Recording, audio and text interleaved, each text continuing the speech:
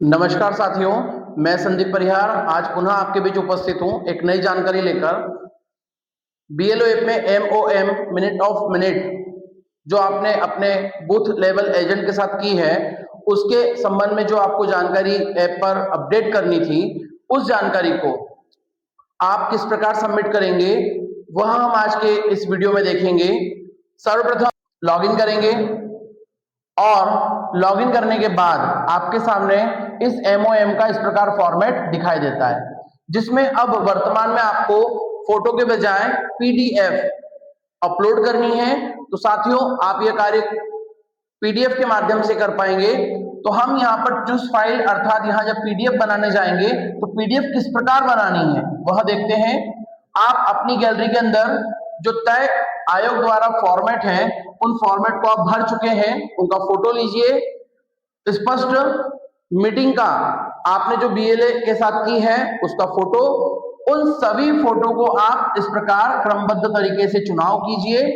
चुनाव करने के बाद गैलरी में अंत में आपको 3 डॉट इस प्रकार दिखाई देंगे।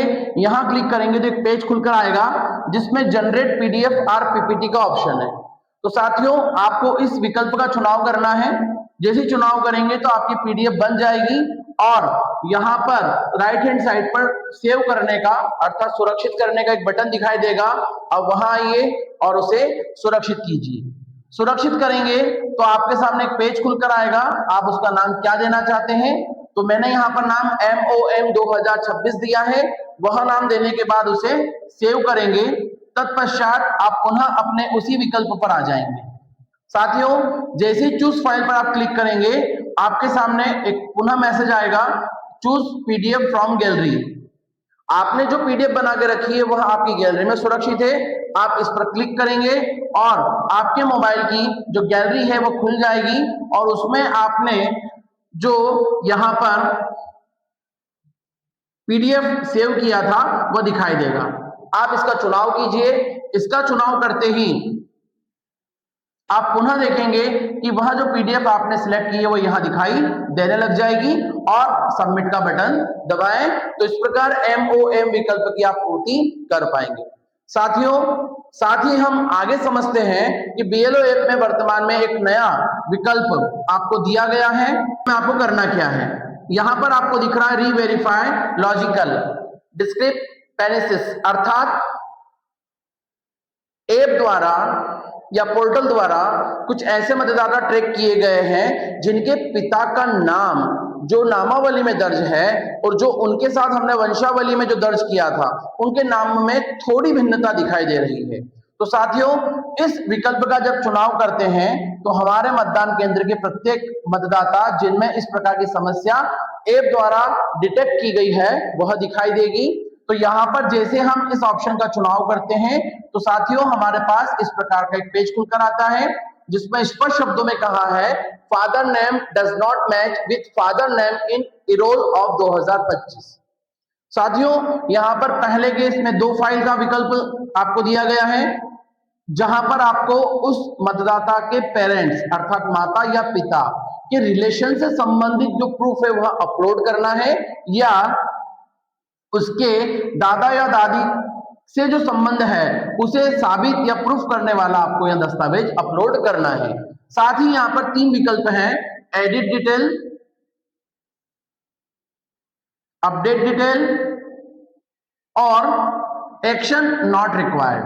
अब तीनों में आपको करना क्या है और तीनों का इस्तेमाल कब करना है, तो साथियों यहां पर अगर एडिट डिटेल पर जाते हैं तो आपको उस मतदाता की जो प्रविष्टियां आप पूर्व में कर चुके हैं उन्हें आप सुधार सकते हैं। यदि आप अपडेट पर जाएंगे तो दिए गए चारों में से किसी भी कम से कम एक दस्तावेज को आपको अपलोड करना होगा।